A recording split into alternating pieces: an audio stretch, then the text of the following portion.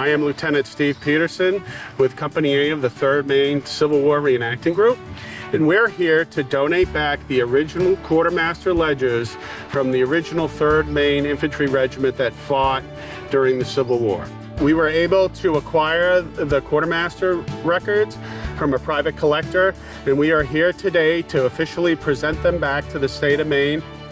The Quartermaster ledgers are records of all the equipment the regiment received and issued to the men throughout a 3-year period during the war. They cover from December of 1862 to May of 1864. The 3rd Maine Volunteers are providing them to the Maine State Archives so that researchers and students will be able to look at them and learn from them for generations to come.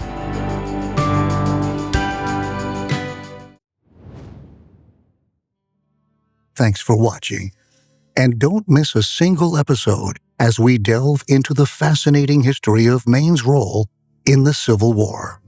Please like and subscribe now.